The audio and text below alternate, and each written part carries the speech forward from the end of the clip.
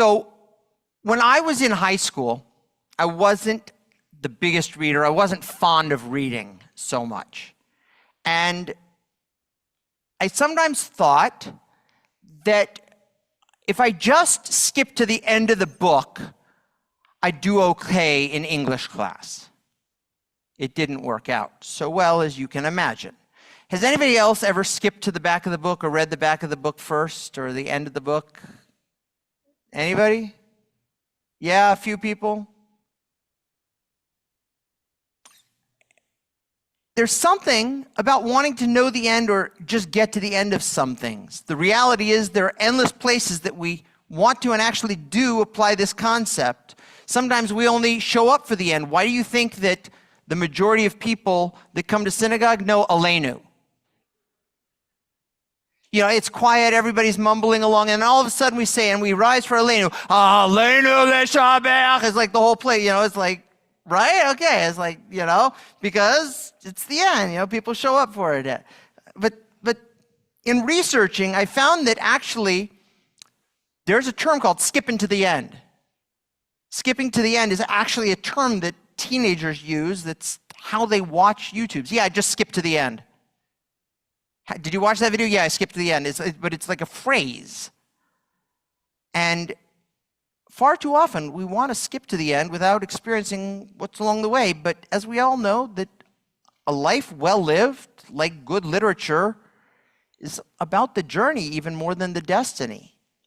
When I'm reading a really good book, nowadays, I don't want it to end. I'm excited by each and every turn of the story and want to know what happens next. And indeed, the Talmud actually rebukes those that make a calculation of the end of times.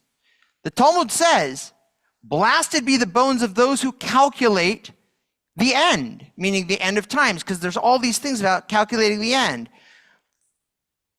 And the Talmud proclaims, for they would say, since the predetermined time has arrived and the Mashiach, the Messiah, hasn't come, clearly the Messiah is not coming. So the Talmud cautions us and says, don't calculate the end. Don't look for the end.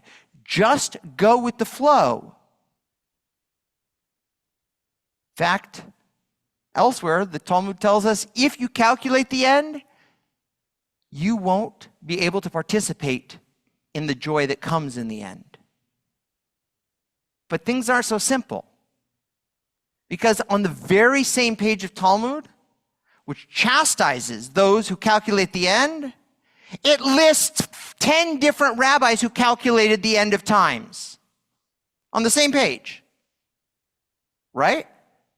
Similarly, Maimonides, in his what's famous Igeret Teman, his letter to the Yemenite Jewish community, cites an injunction against revealing such a date. Don't do it. And several pages later in the same letter, he presents the exact date that his ancestors told him the Mashiach is coming. It's a little confusing. But this brings us to an interesting line in this week's Torah portion. As Jacob lay on his deathbed, the Torah tells us, and Jacob called his sons and said, come together that I may tell you what is to befall you be'acharit hayamim. Be'acharit hayamim. And then it says, assemble and hearken, O sons of Jacob, and hearken to Israel your father. The words acharit yamin, just not with the b, but acharit yamim, literally is translated as end of days. Acharit yamim. Be'acharit yamim is in the end of days. So Jacob says, I'm going to tell you what's going to happen be'acharit yamim. Hayamim, be'acharit hayamim. And the Torah paints a picture of Jacob having this deep level of prophecy about what will transpire with his children and even the world. The Talmud tells us that Jacob was filled with a divine spirit and given vision of what would transpire in the end of days. Yet when he opens his mouth to speak in the next sentence, no such prediction comes forth. Rather, what comes forth from Jacob's mouth in the subsequent verses until his death are unique blessings, or more accurately character reflections of his children. And so we're left wondering, in that moment of heightened spiritual connection, as one may be in the moments before death when they're truly like in that period in between life and death and they have this deep spiritual connection, why did Jacob not pass on the wisdom that he'd been given and said he was going to pass it on? He said, I'm going to pass this information on, and then he doesn't. And so we find several different approaches as to why Jacob didn't reveal this information, and each of them gives us a different insight into human nature and perhaps our own lives. So I want to start with Rashi. Rashi is the classic commentator, and he often cites Midrash, classic Midrash, rabbinic interpretation. And Rashi tells us that the moment that Jacob opened his mouth to reveal this mystical information to his sons, the Shekhinah, the divine presence, departed from him, leaving him with only reflections of his son, but no insight into the end of days. The Shekhinah left him, and in the moments of gathering, Jacob was focused on the future. He was going to talk about the end of days, as opposed to focusing on the moment at hand. Jacob was there with his family, his entire family gathered around him. They've been through a lot, this family. They sold their brother, they've been through starvation, they've been through horrors, rape of their sister, of his daughter, revenge, killings, attacks.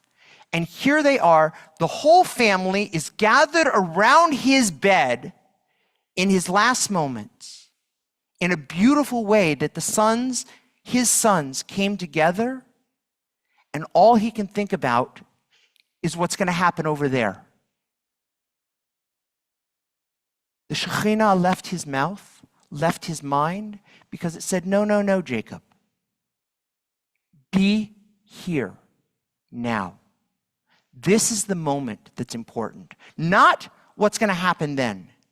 Appreciate this moment. Stop and be present, or you're going to miss out on the moment in front of you.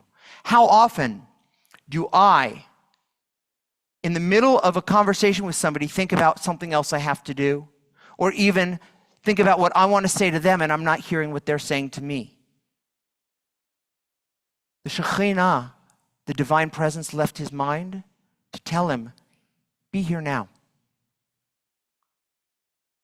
Focus on the moment. Don't worry about tomorrow, because you won't ever get this moment back.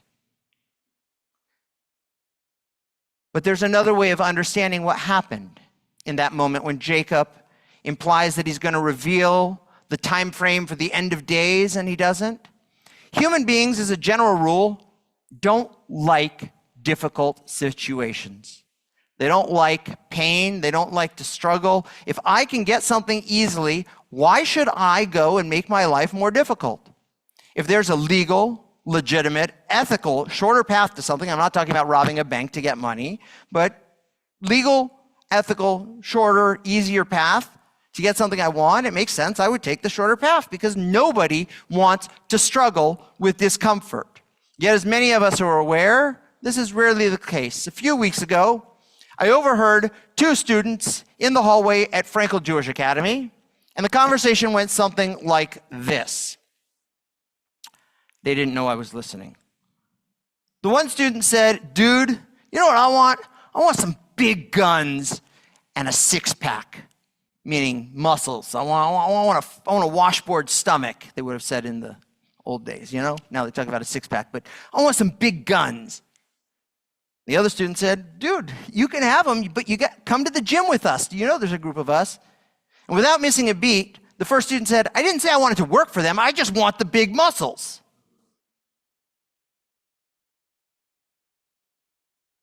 I overheard this, I didn't say anything.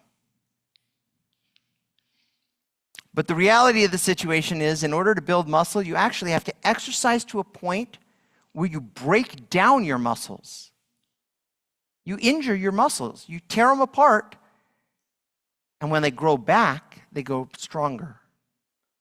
The same is true, my colleague Rabbi Ehud Sela teaches, in life. We face obstacles that are difficult, but they help us become stronger. Rabbi Simcha Bunim of, I can never say it, Pshischa, teaches that the reason that Yaakov doesn't reveal the truth about the end of days is that in the same moment that he was given access to the information of when the end of days would come, it was also revealed to him the time frame and the difficulties that Bnei Yisrael, his children, would have to go through. And Yaakov realized that he couldn't reveal when the end of days would come without telling his children how much pain and suffering they're going to have to go through. And he said, I don't want them to know the pain and suffering because they're going to look for another way out. They're going to leave the Jewish people. They're going to leave the mission of the Jewish people, and they're not going to go through it. Rabbi Sinem Bunim of Pshischa says we've got to go through the difficulties. And if we know the difficulties that are going to come, we might bail. Rabbi Yehuda Aryeh Leib Alter, known as the Sfas Emes, or the Sfat Emet, depending on how you say it, took it one step further and said that it's actually the struggles that we encounter along the journey that prepare us and polish, he says, quote, polish our moral character and strengthen our inner sense of purpose. If Yaakov had revealed to his children and to us when the end of time would come, as if it were a definite set time no matter what we did, we wouldn't subject ourselves to the difficult times because, well, I know that in 2 weeks it's coming, so why should I put in the extra time now? If I know when the good thing is coming, why should I work for it? It's like the Talmud says, you should repent 1 day before you die. But if you don't know when you're going to die, then maybe I need to be good today. Rashi in the Midrash that we quoted asks us to slow down and not jump to the end of the book, but rather be present for happening right now. You only have this moment here and now, and you'll never get it back. Perhaps Rashi was prophetically foreshadowing the sages of many years later of our tradition who wrote the famous lines, slow down, you move too fast. You got to make the moment last. Then the Hasidic masters ask us to understand that as difficult as the journey may be, as much as we don't want to go to the gym and lift those weights, that's how we grow. The difficulties of the process, the pain and the suffering, of the snow and the cold, they'll allow us to appreciate the beauty of spring and the warm days of summer when we get there. Shabbat Shalom.